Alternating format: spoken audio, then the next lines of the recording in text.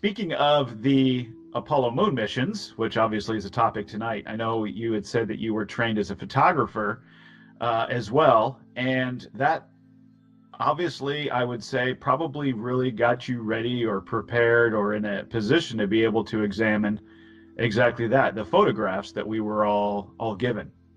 That's right. In fact, it was the photographs which set me off on this track about 25 years ago, because somebody happened to mention in a conference speech that I happened to attend. It was about a completely different subject, nothing to do with Apollo.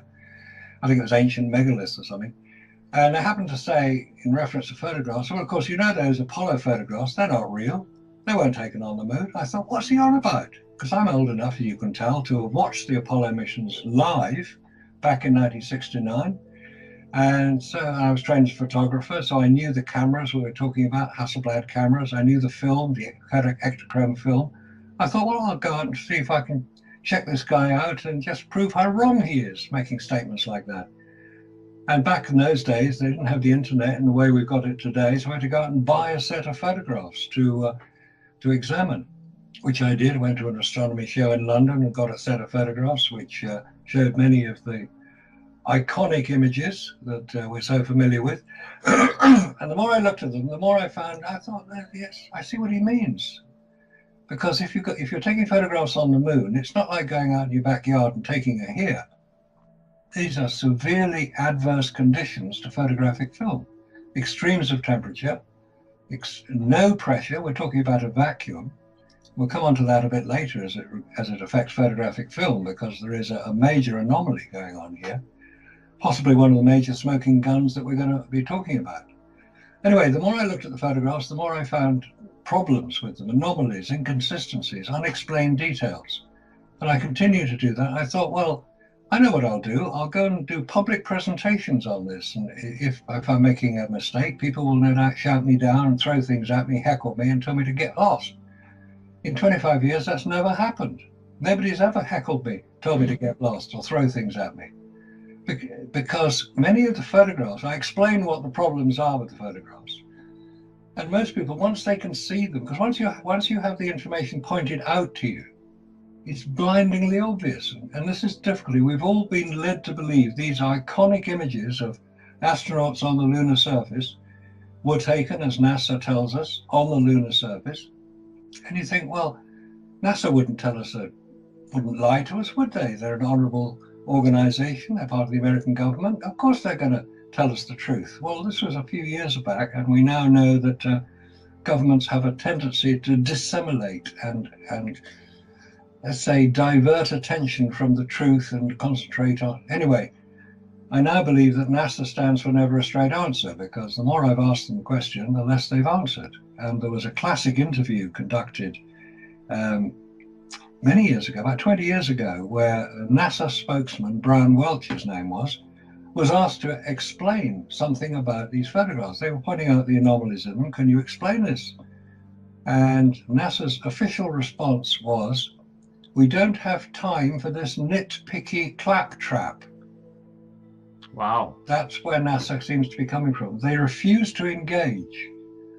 I don't know if you recall, about 10 years ago, maybe a bit longer, Jim Oberg, who was a well-known science writer, worked for NASA, was commissioned by NASA to write a book to refute all these allegations. And that caused a bit of a stir, and NASA decided they would cancel the book. So it didn't give more attention to these hoax believers, because that's what I am. I'm a hoax believer. I presume you are, and Scott is as well. We're hoax believers because we believe that the hoax of the moon landings actually happened. And over the next part of the program, we're going to demonstrate this. Beyond reasonable doubt, I think is the phrase. Beyond reasonable doubt. Well said. Well, yes. And so I wanted to get into a little bit about about your experience then in presenting on this. I know you've appeared on BBC TV, other UK television stations, and then a number of broadcasts, all over Europe and in Asia, I guess. Russian, you said Russian, French, German, and Swiss, and been in documentary films, been on the History Channel, many radio shows, both broadcast and online. And you've given hundreds of public presentations. You said, but you've never been heckled or asked to leave. So you must be bringing some pretty compelling evidence to the table, because you keep getting invited back, it sounds like. I do. If people like to hear it. Maybe they think I'm just making a complete fool of myself, and they want to see what's it like to watch somebody make a complete fool of himself. But if that's the way people think, it doesn't bother me too much, but I don't make a complete fool of myself. Now, one of the presentations I was asked to give was at the British Interplanetary Society. That's probably the world's preeminent spaceflight enthusiasts organization. It was formed in Liverpool in 1933 in the north of England. It's now based in London, and it has many eminent science people as members. Arthur C. Clarke was a prominent member. Patrick Moore was a prominent member. You may remember him asking that famous question in the Apollo 11 press conference, could you see stars through the solar corona? That was Patrick Moore who asked the question. I was asked to give a presentation there because I thought, okay, well, that's a good idea, because if I'm wrong, they're going to show me I'm wrong. And rather than just me doing a presentation as I do in public, they decided to have a debate, and they would put somebody up from the British Interplanetary Society who would refute what I had to say. So I would go away with my tail between my legs, and I would never be seen again. That was the theory. That would be followed by a question and answer session. So I had 40 minutes. The person refuting me had 40 minutes, and then we had an hour and a half question and answer, which surprised everybody. The main criticism was that the person refuting what I had to say didn't refute anything. He just gave his normal Apollo is a wonderful organization presentation. So the question and answers were more directed at him. Why didn't you refute what Marcus said? Wow. And he didn't actually have an answer. Now, given that the organization is primarily supporting spaceflight, that's the name of their publication, their monthly publication, Spaceflight. It's a very interesting magazine, covers all matters to do with space, certainly worth a read. Once they had heard what I had to say, they decided that the best way to get rid of me was just ignore what I had to say.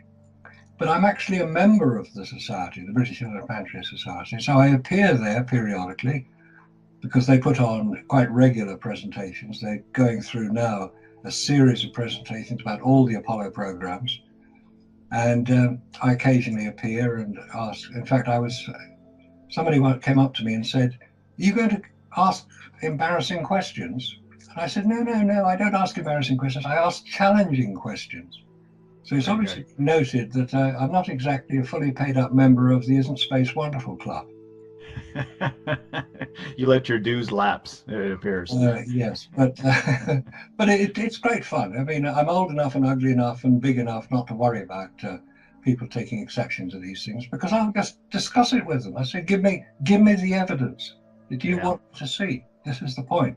Look at the evidence, and that's what I look at. That's what the photographs are. They're evidence, and we discuss the evidence. We don't discuss the ideas or the opinions. Opinions, anybody can have an opinion. But when you're looking at facts and scientific evidence, it's either real or it's not. And that's where we're going. And that's what we discuss. Very good. If I might just make a comment that the article for Marcus is on the Ollis site. It's called Into the Lion's Den. Anyone can look it up and read the article and what actually happened to him at the event. It's right there. There it is. And that's the Ollis site. That's AULIS.net. So anybody would like to go look that up. So thanks for pointing that out. Thanks for pointing that out, Scott. It's .com, not .net. Yeah. It's .com. Thank you. Okay. My apologies. Ollis, AULIS.com. So yeah, please check that out. So Marcus, back to you real quick. Before we kind of get into this evidence, which is what we're going to be discussing today, and what you both of you will be able to present here, you are in contact with many other Apollo researchers around the world. The list here that I have: New Zealand, Australia, obviously the US, Canada, France, Germany, Italy, Thailand, and the UK. So quite a circle of influence there that you and other researchers have. What's the goal that everybody is working toward? Is there a goal in mind here? I think it's a good question. I think there are two goals. One is to demonstrate that NASA have consistently lied about the success of the Apollo missions. And the other, and possibly more important, and I think given that we're at the 50th anniversary of the landing of Apollo 11, allegedly, on the moon, and July the 20th, 1969 was when it allegedly happened. Possibly the most important aspect now is to allow NASA to front up to the fact that they have bought into the Apollo myth, which is what we're discussing, that they think it happened, which means it's restricting the people who want to advance spaceflight and human space exploration. It's restricting what they can do, because unless they agree that what NASA has done was true, they can't move forward. But if what NASA claims is not true, then if they admit to that, front up to it, acknowledge it, and say, okay, we did all that we did. We were in the middle of the space race. It was the Cold War. The Vietnam War was getting unpleasant. We had to come up with, shall we say, a brilliantly executed propaganda exercise to divert attention, primarily from the Vietnam War, but also from the Cold War. If NASA are allowed to say, okay, yeah, we did produce propaganda, it wasn't factual evidence, we're sorry if we misled you, we're sorry if you got upset, now let's move forward. Let's develop the rockets, let's look at the propulsion systems, shall we say some of the anti-gravity propulsion systems, which are more than likely to be the ones which, if ET was to come down to Earth and say, okay, you want to know how to get to the moon? You want to know how to get to the stars? Here it is. Forget chemical rockets. They won't get you there. It'll take far too long. Anti-gravity, that's what you need. Here's a starting kit to be getting on with. Bye-bye. If they did that, I think it would be a fantastic move forward, because it wouldn't just apply to spaceflight, it would apply to energy production here on Earth. And we know the problems with the use of fossil fuels and all that. Let's not get into that area right now, but they appear to be causing problems. If we could find some other means of generating the baseload power that is required for a civilized society to exist and develop, I'm all in favor of it. And that's the prize that should be available to us if we only get our act together and say, okay, Apollo, yeah, great adventure, wonderful story, didn't happen the way we were told. Sorry about that, guys. This is what we want to do now. And I don't think that President Trump would be too upset by that. He has a very low tolerance of incompetence. That's right. That's right. Well, thanks for sharing that. In fact, you bring up a good point that I wanted to kind of expand on, and that is when it comes to the U.S. government. We just heard a story here just the last few days that Vice President Mike Pence has told NASA, you got 5 years to land a man on the moon again. What was your reaction when you heard that? I laughed. I thought, wow, somebody's got the idea, because that announcement couldn't have been better. Because by saying you've got 5 years to go and land a man on the moon again, presumably return to the moon, I think was the phrase, he's calling out NASA. He's saying, okay, NASA, you're so clever. You did it 9 times 50 years ago. Is it really that hard to repeat it? You got 5 years, which is just over half the amount of time Apollo took. But you've now got all the rockets developed, all the technology developed, the computer systems, the spacesuits, they're all developed. You don't have to do all that. So 5 years, I think this is calling out NASA and saying, okay, front up, guys. Get real. Go back to the moon. It can't be that difficult if you did it 50 years ago. But if you didn't do it 50 years ago, whoa, we got a problem. That's right. That really could put a damper on the 50th anniversary celebration coming up here in July. Oh, I think so. I noticed that there's a new documentary film out. I think it's called Apollo 11, something something like that, using original footage and using original um, sets. That's an interesting one. Using original thing. In fact, it's been identified now that it's not all Apollo 11. Some of it is Apollo 9. Oh, wow. Where it's been sort of interspersed with the official view. No, not too much. Most of it is Apollo 11. I haven't seen the film yet. I've seen First Man, which is the biography of Neil Armstrong, and I was struck by the incredible skills demonstrated by Hollywood film production techniques, because he genuinely believed he was in the X-15, and then it was this spectacular view of the Earth. You notice how large the set was when he landed, and they had that lovely shot where all sound was cut off from the film, and you just looked out over the lunar landscape. It looked quite big. Hollywood's perfectly capable of building large sets, very large sets. Maybe we'll come back to that later because there's some interesting information coming out. I look forward to it. Just mention Stanley Kubrick. Stanley Kubrick.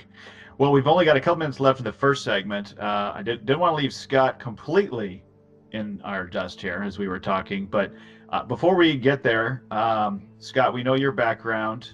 We've talked about it before, but just a quick reminder for the folks there. You've been investigating, and correct me where I'm wrong, you've really been investigating these photographs for more than 10 years. You had a lot of time to do that, watching your parents, taking care of your parents as they were aging.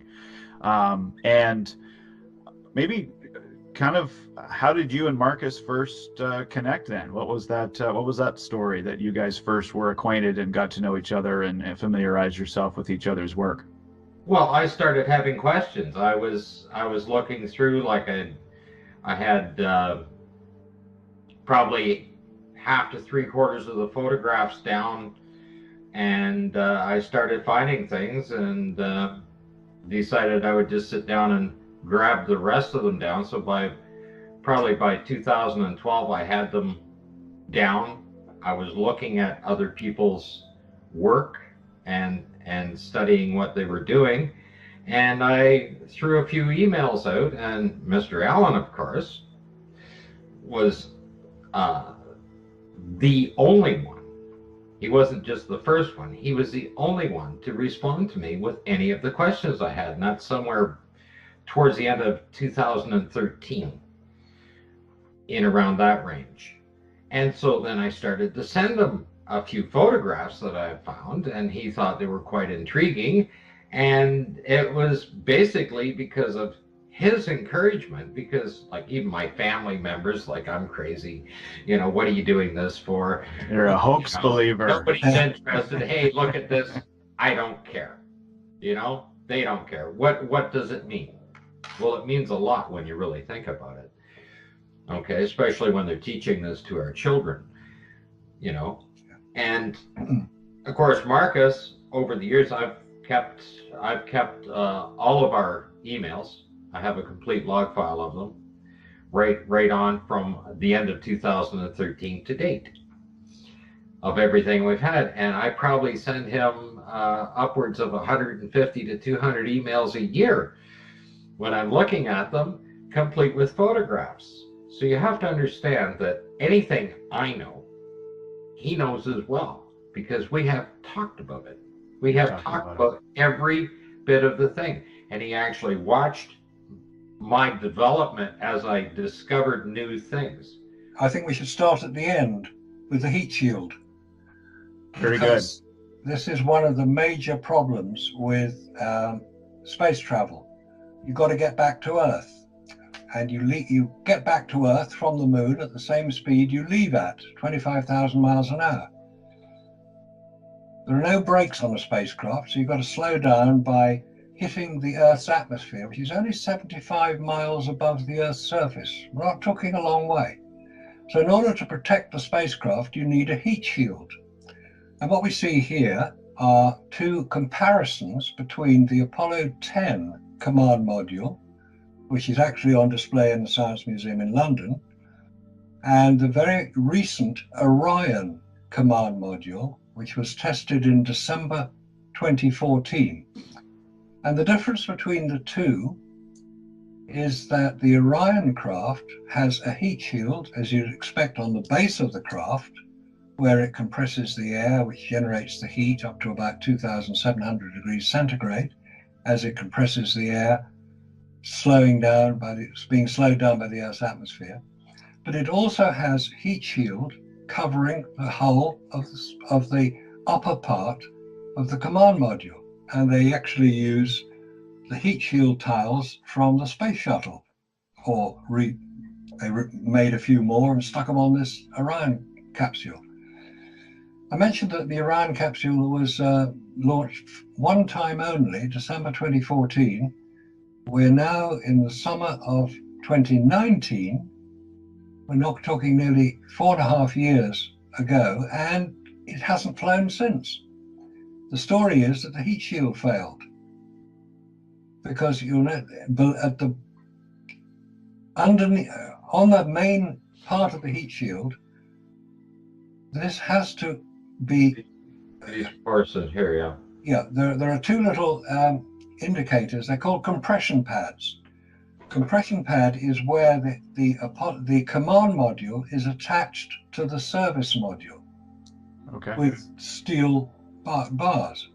So when the service module is detached from the command module, so the command module can then re-enter the Earth's atmosphere, you have to have something to protect the heat shield, to basically fill the gaps, because otherwise you're going to get the same effect as happened with the Challenger space shuttle. It'll burn up. Now, the point about the comparison between these two is the Apollo 10 command module has no heat shield above the base, and it's made of aluminium. We know that aluminium melts at 600 degrees centigrade. So what was protecting this? Because the heat would flow around the craft. It wouldn't miss the aluminium parts of the command module. It would generate enormous amounts of heat, but it's not protected. And this is a major anomaly, because if it needs to be protected, why is the Orion craft fully protected? It's unexplained. That's what I was going to point out. For those that will see this at a later date in video, what we're looking at is the Orion capsule is completely covered in what appears to be a heat shield of sorts. Yes, and then the Apollo 10, including the windows. And the windows are covered. Yes. The Apollo 10 capsule, I'm assuming the heat shield there was just at the very bottom, and like you said, Marcus, obviously there would be the entire craft would be subject to these temperatures. The windows are, I assume, just made out of normal glass or whatever, and not nearly as covered, not even closely as protected from the heat as the Orion craft. And as you mentioned, it was reported that the heat shield from the Orion craft wasn't even up to snuff. It failed. It did. And in fact, that's part of the delay, that the heat shield is having to be redesigned. But why didn't they just go and use the heat shield that was successful 9 times on the Apollo craft? It's called AVCOT 5061. That's the formula for it. It's an injected form of resin. It's an ablative material. Ablative means it destroys itself and protects anything that is inside it. In other words, the command module. Otherwise, the astronauts would be fried. So if the heat shield didn't work as expected on Orion, and it wasn't even returning on the, basically the return speed of the Orion craft was not as fast as the return speed of the Apollo craft. It was a first test, and I think it caused major problems, because it also measured radiation, which is the other major problem of space travel. It measured radiation, which, surprise, surprise, it was much higher than they thought. Because even though they had been through the supposed that area, like you said, 9 times. Exactly. And there's another, it's a point which actually Scott has identified very well. The Apollo craft was launched from Cape Canaveral in Florida, went out over Africa, circled the Earth more or less on an equatorial orbit following the equator, and then departed from the moon, we're told, somewhere over the Pacific after an orbit and a half. Which is that's the story we've been told for years, until it started to get changed. Some of the NASA records started to insist, no, they didn't go through the equatorial part. They had to go through from a polar exit in order to avoid the Van Allen radiation belts. Oh, whoops, hang on. Are we talking about dangerous radiation here? Yes, we are. But the story has been identified as being incorrect, and Scott has done the research to prove it. So NASA, sorry, you've got to do better than that. And you've got to get your fanboys working rather harder to come up with decent explanations, because they haven't done it yet. Yeah, or Paul on the plane will make a video about it and put it up there. Wow, yes. They will. Yeah. So yeah, good segue there when it comes to the radiation. Then yes, Scott shared with me, looking at the original, press kits and publications that came out around that time, showing a trajectory of, like you said, kind of an equatorial. They would leave from around the equatorial plane of the Earth, and their translunar injection would be from that point. And then it seems like as the Van Allen radiation belt topic became more and more prevalent, they had to change their story. And they did so by implementing, it seems like, a different explanation, saying, oh, we actually took a different route. Yeah, that's what seems to have happened. And they've been caught out. And Scott was able to do the catching, which is great, because it just makes it easier to start looking at other things which they can't change. And what we have now, a picture of the Apollo 11 flag. There are two pictures showing the same flag.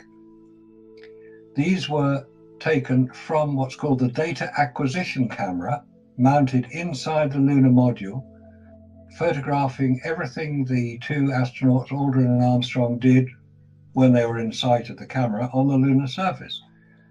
And once it was set in motion, it was filming at 1 frame per second for the whole time they were on. 2 hours, 21 minutes Armstrong spent on the lunar surface. Aldrin spent a little bit less because he was second out. What these show is the Apollo 11 flag, and anybody who's looked at the Apollo 11 flag will know the direction in which it pointed when it was erected by the two astronauts before they spoke to President Nixon. And the flag points towards the sun. So the shadow cast by this flag is quite small, because there is a very small cross-section of the flag to cast a shadow. You can see the flag pole and the shadow cast by the flag pole. The second photograph is of the same flag from the same location, and it appears to be, well, it doesn't appear to be, it is from an official NASA film showing the activity on the lunar surface. Taken from the same viewpoint. You can see the thruster exhaust on the right-hand side of each picture, and at the top you can see the television camera on its pole. But the second photograph, taken from the film, the flag is at a completely different angle. It's more or less at right angles to the sun. So it casts a much bigger shadow. Now, the point about this, that may not sound particularly important until you know that from the time the flagpole was erected and the flag put into position, neither of the astronauts touched the flag. They didn't even come anywhere near it. They didn't touch it. So how was it moved? Why is it in a completely different position? Unless the set dressers got it wrong. When they were filming, they put everything back where they thought it should go, or somebody moved the flag and forgot to put it back again. But it appears that the flag has been moved, yet nobody is known to have touched it officially. Unofficially, of course, is a different story. So that is a major anomaly and a major discrepancy in the record that has yet to have full explanation. And when NASA would be asked about it, they will probably ignore the question. But Is it it true that the? Yeah, sorry. I just wanted to ask a question. Is it true then that at this point of the mission, both astronauts have climbed back into the lunar module? Door has been sealed. They've repressurized. I don't know if they've repressurized the capsule yet or not, but that they, when these pictures and video were taken, they were inside the capsule and were getting ready to leave. They weren't going to get back out. Is that correct? on Apollo 11, they only came out once. They only had one EVA, extravehicular activity, or moonwalk.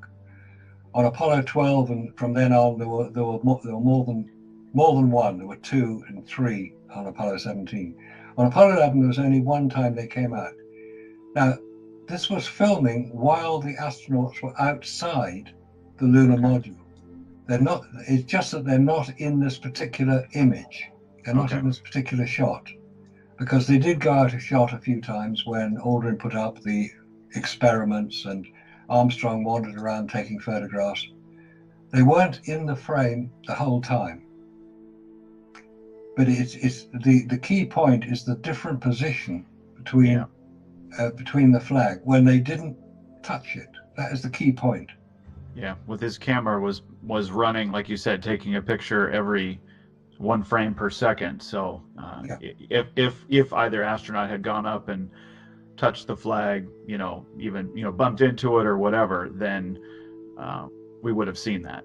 That's right. Yes, it would have been it would have been in a different position, but there is no record of them touching the flag, and every single activity they did, especially on Apollo 11, was recorded, and they were talking to Houston the whole time. There is a timeline that is timed to the nearest second. So we know exactly what they were doing on all occasions. Touching the flag never features in any record after they had planted it in the ground. Yes. That's one thing I've noticed, or what I've learned quickly, is that how well this was all documented. Understanding, like you said, what was happening every second, where they were, what they were saying, everything was extremely well documented, which we expect, obviously, for something of this caliber. Yeah. So it looks like we did lose Scott with the Skype thing. So I want to get the screen back up. So I'm going to call him. But yeah, if we look at the fact that everything was so well documented, then everything should line up. Then when we go back and reconcile all these different reports, everything should reconcile. And that's what we're finding, it sounds like, is that there were these extreme anomalies that should have taken place. Yeah. And in fact, one could say that this is an extended film script. Now, anybody who's had anything to do with the film industry will know that every film is scripted to the nearest second. It has to be, because you have to know where the cameraman has to know where to put the camera, the soundman has to know what to record. Of course it's scripted. It's called storyboarding. And you get the images that are put there so that you know roughly what your next scene is going to be. It's a major part of filmmaking. And what we have here with Apollo is a script. It's a film script, which they followed quite accurately, because the whole point about Apollo was it was simulated. The whole thing was simulated over many years. In fact, in different parts of the United States, there were simulations going on all the time. And when they were simulating the Apollo 11 mission, it was done in real time. It was 8-day simulation. There's nothing unusual about that. And also, a key point, there's nothing secret about it either. Yes. People involved knew what was going on. It was a simulation. It was a simulation. Yeah. They're recorded, they're filmed, they're photographed. So when you have a debrief about it, you'll say, oh, Buzz, don't put your foot there, put it there. You fall off. It's called debriefing. That's what you do. Of course you do. There's nothing secret about it. So there's no Area 51 involved. There's no some secret soundstage on the Nevada desert, which would be a ridiculous place to put it. More than likely, the stage was Menlo Park in California, where you've got this vast hangar, which was used by Tom Hanks, incidentally, to film From the Earth to the Moon. It's a vast building. It could hold huge stage sets. Huge stage sets. Yeah, I wonder if that was where they filmed it. Interesting. Scott, are you back? Can you hear us? I can see Scott. Yeah, he looks like he's having some issues there. So we'll try and reconnect with him. Okay, because while we continue. I'm back. Here he is, back again. There, you are back. All right, Scott, welcome back. We were just talking.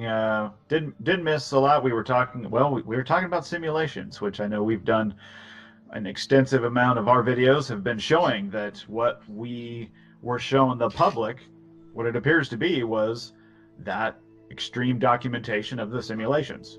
So that's not. I don't think there's anybody listening that's familiar with Scott's work that would that hasn't seen that aspect of it. So that's great. Well, let's jump into the next topic. Would you like me to continue sharing the screen again? Yeah, absolutely. Yeah, if you would do that, Scott, that would be great. So we just looked at the two different positions of the flag. Yeah. Okay. This is the next one on. Okay. Yeah. This is and here's the other one to go with it. Yeah, this is standard film procedure to when you record a piece of film, and one should emphasize this is photographic film we're talking about here, not digital. Digital comes much later. This is film, Kodak film. And on each piece of film, in order that you know what's on it, or somebody looking at it later, you put the date, you put the subject, you put the photographer, you put an inspector, you put technical details.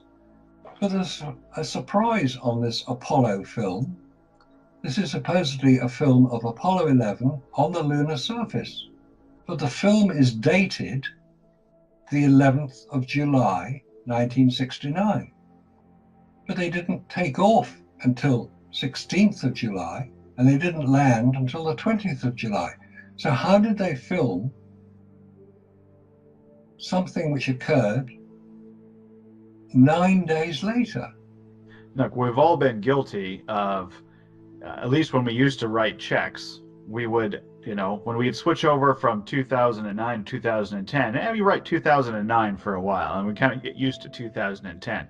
I don't know anybody that says, "Oh, I've been stuck on July 10th for like 2 weeks now. Is it the 11th now?" It's called post-dating your check. That's right, and you do that because you need to work around something. Yes, exactly.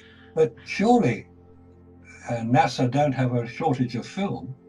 And in fact, there is a second image which Scott has now put up showing the 10th of July, 1969. And this is for more of the films, more of the information. Magazine. Second. So all this information appears to have been recorded at least a week before they got anywhere near the moon. It makes no sense.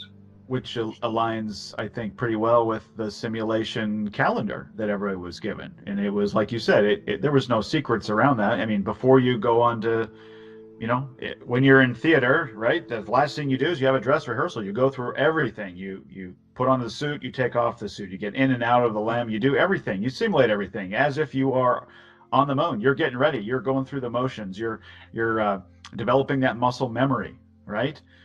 This is what they were doing. They were filming it all, and they were doing it just like they planned to do it on the moon. And then this was all then shown to the public and we were told, well, this was from the moon. Yeah, which couldn't be true because the date is all wrong, which is a major discrepancy. In fact, it was Scott who identified it originally because he was prepared to look at all the detail. And these are actually on YouTube now, which is where we found them. But on YouTube, they're posted there by NASA, who obviously didn't look through them before they posted them. Because it's not just Apollo 11 this applies to. All the other Apollo missions have film dated a few days before the official launch of the mission. That's not a smoking gun. I mean, that in and of itself, we could probably stop the show here, and just from that piece of evidence and showing that the simulation calendar were these dates and that the film and photographs, etc., line up with that. And then, but we don't have anything dated later when we were told that they were 240,000 miles away. Exactly. Actually, one further piece of, shall we say, hard evidence, in my view, is I only heard this a few months ago. It was a presentation being given in London by a gentleman who had worked on the spy satellites, the KH-9 hexagon spy satellite. He was very proud of his work. He worked on the camera equipment. One of the points he made, which I've never heard made before, was he said, what we discovered was that when photographic film is exposed to a vacuum, it disintegrates. So because they were using photographic film in the spy satellites to photograph Russian rocket launches and all the rest of it. They weren't using digital back then. This is late 60s, early 70s, coincidental with Apollo. What he found, or what was necessary to be done, was that the photographic film had to be contained within a very slight pressurized environment. Only 1 pound per square inch was sufficient to maintain the integrity of photographic film, which is made from photographic emulsion. It basically starts life as a liquid. It's dried, but it still has the form of a liquid. The photographic film on the spy satellite had to go from the huge reels of film, containing about 30 miles of film, through the cameras, there were 2 of them, to produce stereo images. From there to the buckets, they were called, which were, get this, dropped from the satellite and captured by aircraft trailing vast fishing nets. Unbelievable to think of it now, but that's how they did it. And Wow. that is for real. The point is that the photographic film in a vacuum of space, and we're talking well above the Earth's atmosphere, we're talking about 200 miles up, where the vacuum is quite strong, it would destroy photographic film, or it appears to have done, and that's why it was necessary. And we were shown very nice images of the tubes through which the photographic film had to be transported, and the tubes were pressurized with nitrogen. We've shown the nitrogen gas canisters that we used to pressurize it, all the way through to being dropped out of the craft. Now, if that was required for photographic film in the late 1960s, what happened on the moon?